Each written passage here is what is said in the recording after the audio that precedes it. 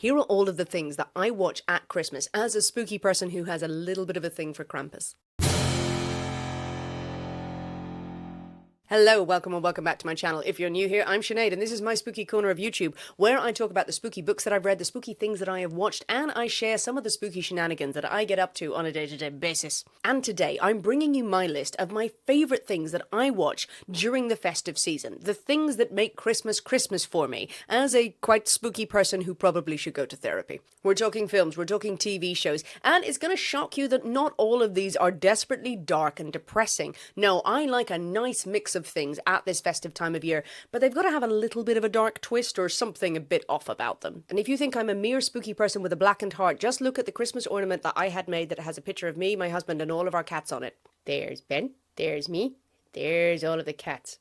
Their characters have been beautifully captured. I'm going to run through my Christmas essentials, the things that I watch every single year to get me in the mood for the season, but I'm also going to share my recommendations of films that I have on rotation every few years, or ones that you might want to dive into. I've said it before, I'll say it again, I'll say it at your funeral. Christmas is the perfect time for ghost stories, for watching and enjoying and absorbing horror. It's always been a spooky time of year. If you're at all interested in the history of this, I've done a video about Christmas books that I'd recommend, and I start off with a history of ghost stories at Christmas, going back to the pagan times, to the Romans, all these practices over the years, but also why the Victorians in particular loved ghost stories and why we celebrate ghost stories at Christmas today. I'm excited to bring you this list because this is based on my favourites and it gives you a little glimpse into things I like, and if you're a subscriber you'll know it, and if you're new here you're gonna get some good recs. But if Christmas isn't your thing but you like snowy horror, don't worry, I've got a video coming up very soon with my list of my favourite winter horror movies. That would pair perfectly with my recent video on winter chiller books. I mean, it's just winter all over the place in here.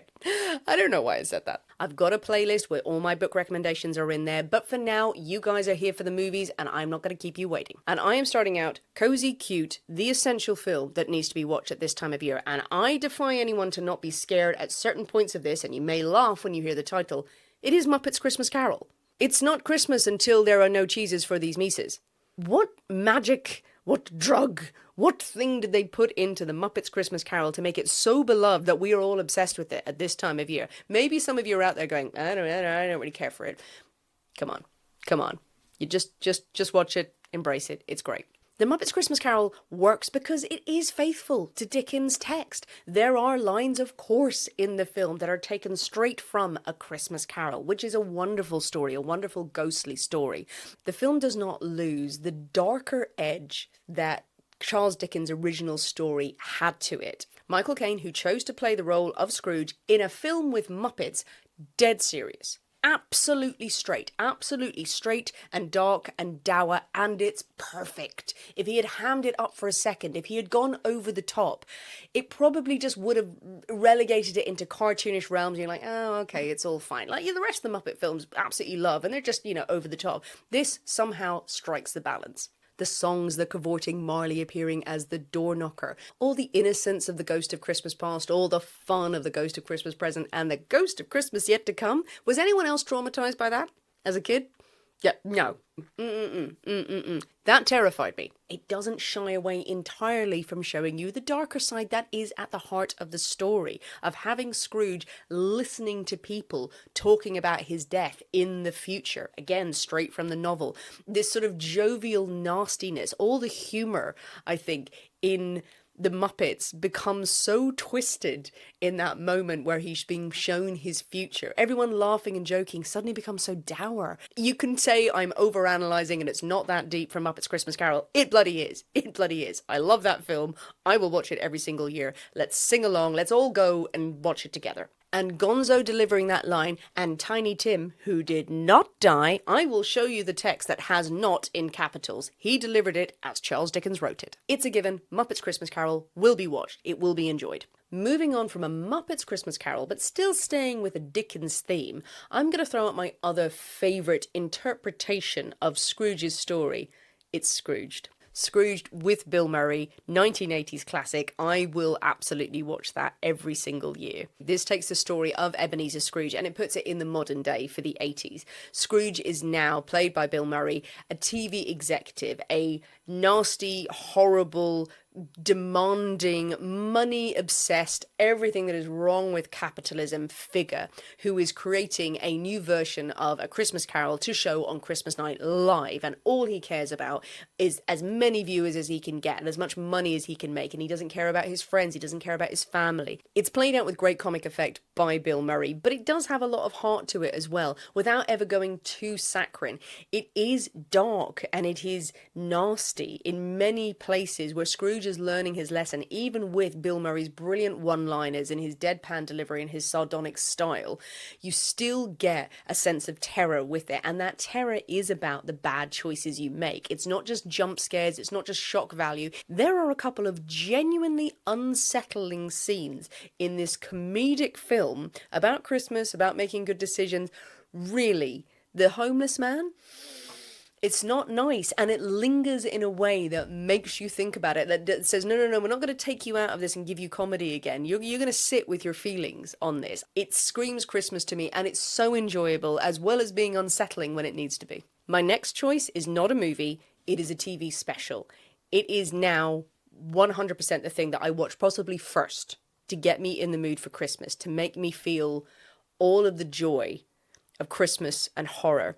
It's the Inside Number 9 special, The Devil at Christmas. Inside Number 9 is an anthology series that is all based around the number 9. So there'll be a location, there will be something to do with the number 9 in it. They have different themes. They're always sinister. There's always some sort of undercurrent to them. There's a couple that are straight drama where they've sort of dabbled in it. But really, as creators, the fact that they just have the number 9 hooking every single episode means that they can dabble in any areas they want. So you've got episodes that are set in the present, you've got them set in the past, you've got them channeling different vibes and different styles of TV filmmaking or filmmaking in general. The style of this episode in particular is inspired by 1970s anthology series themselves. So things like Tales of the Unexpected, these one-off films or part of a series where it would be shot in this very particular style with actors working on a budget with very little time, acting in a slightly heightened fashion. And the way that this episode is shot, it looks like a 70s production. It is slightly grainy. Props aren't quite in the same place. And it looks a bit shaky around the edges. The episode starts with the family arriving at an alpine lodge. You have the father, played by Steve Pemberton. You have his wife, who is his second wife. You have his son, her stepson, and you have his mother coming along. They all come into this lovely ski chalet, accompanied by their guide, who's going to be helping them on the slopes or on their tours. No sooner have they arrived in the lodge, they look on the wall and they see a picture of Krampus. And their guide tells them about the legend of Krampus. But as all this action is taking place, you suddenly hear a voice cutting across the activity on screen. And you realise there's sort of a director's commentary going on. It's the voice of Derek Jacobi, who is explaining to a man that we don't know who it is, but off screen, is explaining how they shot this film. So it kind of becomes a film within a film. You're watching stuff on screen, but then you realise that this is actually going to be a director's commentary. There's going to be out behind the scenes footage as you go along. The main story of this 1970s film is all around Krampus, about Krampus visiting and punishing naughty children. And it has so many of those great 1970s sort of hammer horror as well, going back into the 60s, those horror tropes of sort of, you know, the big organ music, the really suddenly sharp close-ups. It's really well shot, and it gives you all of those nostalgia vibes of those horror films that we watched when we were younger. Certainly I did. That sort of lurid, over-the-top kind of dramatization. If you've never seen it, watch it, enjoy it for the nostalgia factor. If you are of a certain age or you've seen those reruns, you will sort of recognize, oh, that's the kind of vibe that they were channeling. It's a really good story with Krampus in it. But this director's commentary over the top of it builds to a conclusion you will not see coming, and you need to brace yourself for it. I can't say any more than that. It is wonderful. It is a masterstroke. It is a love letter to horror from the 70s, from the 60s, from all of those tropes in there, and a nod to the darkest side of horror as well. I love it. I watch it every single year, and it never gets old. Leading on from that, there are multiple Christmas episodes of various TV series that I love, that I will watch every single year. But another one leading on from that, sort of vaguely linked, because we've talked about Inside Number 9, which was created by Steve Pemberton and Reece Shearsmith, who were 2/3 of the group The League of Gentlemen, and the other person from that is Mark Gatiss. And he has created two very important things. The main thing he's created is reviving A Ghost Story for Christmas, but he also created his own film called Crooked House. Now, I will come back to Crooked House, where you can find it and what it's about, but first I need to talk about A Ghost Story for Christmas. It will come as a surprise to no one if you have been watching any of my YouTube shorts or if you follow me over on TikTok that I am obsessed with the series A Ghost Story for Christmas.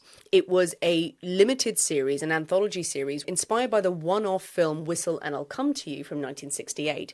In 1971, Lawrence Gordon Clark, the director of the series, decided he was going to pitch to the BBC the idea of doing adaptations of M.R. James' ghost stories. M.R. James, the great ghost story writer. And what did we get? We got a film shown every year around Christmas time. The first couple were on Christmas Eve, the others in the run-up to Christmas, of adaptations of classic ghost stories. The series in the 70s was known for its incredible style, incredible eeriness, how well it was shot, the use of sound, the use of music all the way through it. These incredibly creepy ghost stories realized on screen and played out at what was supposed to be the happiest time of year, when everything else on the schedule was sunshine and light and niceness. No, let's bring back the ghost story at Christmas. There were 8 episodes broadcast between 1971 and 1978, and then the series ended. But it was so beloved, it was a cult classic that was shown every now and then on the BBC, buried in schedules. It was very hard to get hold of even video copies of it, DVD copies, until much later. In the early 2000s, there were several one-off specials. But from 2018, the famous horror creator, writer, director, actor Mark Gatiss has reignited the series. Every year on Christmas Eve, or again on the run-up to Christmas, we get a new adaptation of a famous ghost story. It was a series that I discovered as a child. I was browsing through the channels, I probably had the Radio Times out, and I saw A Ghost Story for Christmas. And I turned it on one night, and I believe the first one I watched was The Signalman, and I think that's why it has a lasting effect on me. Since I watched that on a dark, windy Christmas night, I suddenly went, there can be ghost stories at Christmas, and someone has made a film specifically for this time celebrating ghost stories in the midst of all of the happy, happy candy cane, saccharine, beautiful, oh, it's all so lovely festive season. No, there will be ghost stories. I'm going to do a dedicated video about A Ghost Story for Christmas, the whole series. I've been doing a watch along, I've been doing reviews about every single one I've rewatched over on TikTok, so if you're interested, you can go and find it on there, or wait for the big special that I'm putting out. There's a lot of episodes. I hadn't actually thought this through, but I am enjoying my time with it. But a short film, a TV special that maybe some people haven't heard of is Mark Gatiss's Crooked House. Crooked House came out in 2008. It was originally a 3-part series that was shown over 3 nights from the 22nd of December to the 24th of December, but it has since been compressed and you can watch it as an entire film. You can, I believe, access it on Amazon Prime. Mark Gatiss wrote this story with 3 interconnecting tales about a young man who finds a door knocker, this old door knocker, and he goes to an antiquarian to find out the history behind it, and the antiquarian shares stories associated with this door knocker. You will travel around to the 18th century, you have stories in the modern day, you have stories in the 1920s, channeling all sorts of horror tropes in there. Is it a Christmas story overall? The fact that it was broadcast at Christmas means that it is a Christmas show to me, but it is something that I will watch every single year because I love a ghost story, and that as a modern ghost story that's really channeling different kinds of terror and parties in the festive season, it really, really works. I absolutely love it. This is a margarita. It's a Christmas margarita. What makes it Christmas? Some elves walked by it. In Iceland, they have a creature called the Yule Cat, and it's gonna eat you if you aren't Christmassy enough. I didn't want a pony for Christmas. All I asked for was a horse's head, like in Godfather. My parents shouldn't have shown me that film. They asked for that trauma. Those are the films and the TV shows that I have to watch in order to get in the mood for the festive season. Now, I can't lie to you. I will invariably watch something twee at this time of year. I'll embrace that side of me. To be honest, I'll seek out what is the tweest, most corny, cringy film that has been released maybe that year on the Netflix, a Hallmark equivalent. I'll seek it out. I'll seek it out and just get that saccharine hit if I need to. I've watched all manner of crap in the past, and it's fine. I watched A Christmas Prince. I was worried for their economy, but it was heartwarming in a light, nothing really happens kind of way. Every few years I'll watch Love Actually. It's a film that teaches you that fat phobia is fine, that it's absolutely fine to stalk your best friend's girlfriend, and that's romantic to her in the end. And also that drums are easy. The Holiday. Oh, the lovely English countryside. It absolutely looks like that every year. It is absolutely dusted with snow. It's not at all soaked in rain and mud up to your elbows and just barren trees and wind that will knock you over, and your heating doesn't work and the trains don't work, and you're left in your cottage that is damp. It smells damp in there, and people who come to your door are usually pissed carol singers demanding a quid. It's very rarely Jude Law.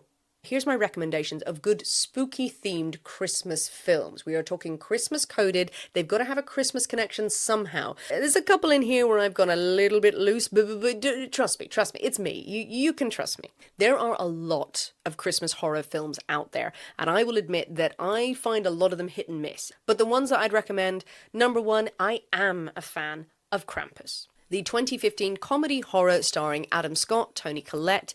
This is telling the tale of Krampus in a modern setting. We have a dysfunctional family in the modern day getting ready for Christmas, bickering, shouting, all just fussing and not really taking in the spirit of the season. And the younger son, Max, is losing his Christmas spirit by the minute. Extended family are turning up and they're horrible and they're mean and they're loud and everything is just chaos, and it's nothing warm and snuggly with the family. It's just bickering and loudness, and Max is just feeling, right, I hate this in the end. And of course, him expressing his hate encourages Krampus to come. The entire neighborhood is suddenly hit by a huge blizzard, and with this blizzard come the minions of Krampus. Krampus who will punish people who have lost their Christmas spirit. The film descends into a chaotic home invasion story involving lots of creepy beasties and weird manifestations, and Krampus crawling through the neighborhood and jumping over houses looking for souls to take. It is very funny with very good performances in it, but it's also, I will say, very creepy and scary at points. While it is over the top and fairy tale inspired, it never goes too far into the comedy, in my opinion, that you end up going, okay, well, this is just ridiculous. It does really have dark moments to it. People are taken. People may be dead. And the beasties that come in, and the elves and the weird creatures that come alive, and Krampus himself are pretty scary. If you've not seen Krampus, definitely put it on your list. I think it's worth the hype, and I think you will have fun with it, and you'll get that nice hit of Krampus folklore. An absolute classic, Gremlins. Gremlins, what a perfect Christmas horror movie of little creatures absolutely ruining your day and killing people. Also with one of the greatest horror speeches of all time. So you have this family, and the father at the start of the film goes to an antique shop, a sort of curio shop, and is looking for a present for his son for Christmas. And while he is there, he sees that the owner of the store has this small furry creature that he'd never seen before, this strange creature, but it's so cute. It's lovely. Gizmo. We love Gizmo. The owner of the store doesn't want to sell Gizmo to this man, but the owner's son, tempted by the money, does secretly sell him. And Gizmo ends up being brought home to the boy, Billy, and he loves it, and he looks after it, and it's wonderful, and Gizmo is so cute. But there are warnings that come with the animal. Never expose it to sunlight, because that can kill them. Never get it wet, and never, ever feed it after midnight. Well, what do you think happens? Well, of course, Billy spills water on Gizmo, and that ends up him spawning lots of other little creatures. And then, wouldn't you know it, they feed them after midnight. Not Gizmo, but the other creatures are fed, and they become Gremlins. Gremlins was marketed as a kids' film, and I don't think it should have been, because why, oh my god. I was terrified by that film. Loved it, but absolutely terrified by the Gremlins, by everything that happens, because the Gremlins don't mess about. They don't mess about. It's not just kind of like, aha, I'll knock over your milk and, oh, I'll pull down your stocking. No, they kill people. They kill people. Gremlins descends into chaos with the gremlins multiplying and wreaking havoc across the town. The carol singing bit, then watching the seven dwarves in stitches as a child, but also what they're doing to people in the neighborhood is desperately unsettling. But of course, there is the famous, famous speech that is delivered that has nothing to do with the action of the gremlins. The speech that's delivered by Billy's girlfriend, Kate, who describes why she hates Christmas. Well, she describes what happened to her father one Christmas. And that entire sequence in the middle of that film, groundbreaking. Jaw on the floor. What I remember watching that and recreating every word of it to someone who hadn't seen the film. And I was going, well, the gremlins run around, but let me tell you word for word what this girl said in this scene. This is a kids' family comedy horror, it's now classed as, but that speech, that is true horror personified, so well shot, so well done. If you want something truly scary at Christmas, you will watch Gremlins and you will get a laugh, you will get frights, and you will be chilled to the bone by that speech. My next recommendation is a bit different, but it was a film that I watched on a whim and I was so impressed by. It's Silent Night. This is a film about a group of friends who get together every Christmas and celebrate. The friends are very well off. You've got Keira Knightley there, who is the matriarch of the family. She has this beautiful country house and all of her friends arrive. They've all hung out at university, as I said, very privileged and all sort of chatting away. But there's a weird tension in the air, kind of that they're conscious of something happening. They all seem to be sort of referring to stealing things and going and getting stuff, and this being their last time together. What transpires is, you learn right at the beginning, is that an apocalyptic event is about to take place. The world is being wiped out by a poisonous gas that is sweeping across the globe. The government has timed this, and they have said there is no way to escape it. If you are hit by the gas, you will die a horrible, horrible death. So they have provided suicide pills for people to take, so that they don't suffer. So everyone has gotten together for this last night of Christmas. And the film is played out so well with this mixture of bizarre kind of stiff upper lippedness, ridiculous comedy of all these friends getting together and going, okay, well, we're going out and we'll just chat away and we'll pretend that nothing's happened.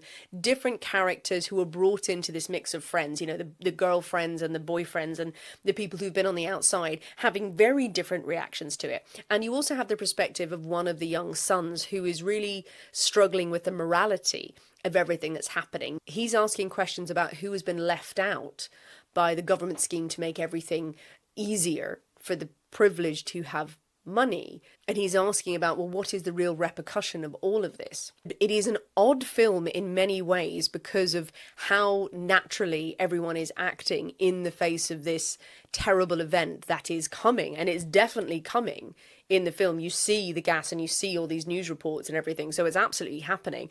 It's very funny in ways, and it's very easy to laugh at everyone and to kind of go, why would anyone act like this at the end of the world? I really, really enjoyed Silent Night, and I thought it was great performance. It's a very good script, very strange in many ways, but immensely enjoyable and very watchable, and has a great ending. I promised you a recommendation that was Christmas adjacent. It was a tangent, really. If you want a truly great ghost story and a very good adaptation at this time of year, it's The Woman in Black, the 1989 version. I know the film was adapted in 2012 and it had Daniel Radcliffe in it. No, that one's fine. It's okay. But the 1989 film that was made of A Woman in Black is truly terrifying. Why am I including this? The Woman in Black, the novel, opens with people telling stories at Christmas Eve. This is inspired by The Turn of the Screw by Henry James. The Woman in Black, they're telling stories about Christmas Eve, and then you have the lawyer who is revealing his story of the Woman in Black. So it is technically Christmas. And just also, if you want to be terrified, if you want something truly scary to watch, that is brilliant. That 1989 version of The Woman in Black is outstanding, and you will not recover. I will wager that. If you're someone who is easily frightened by ghosts, this story of Arthur Kipps, the lawyer, who is sent to Eel Marsh House to deal with the estate of the deceased, this house that is cut off by the marshland when the tides come in, and this house that is haunted by terrible things that have happened in the past, the marshland around it that is haunted, sounds, visions, the bleak landscape, and the vision of the Woman in Black in that particular film, without CGI, without these kind of really, really extreme effects in your face, just the hint of someone who is there. glaring from a distance.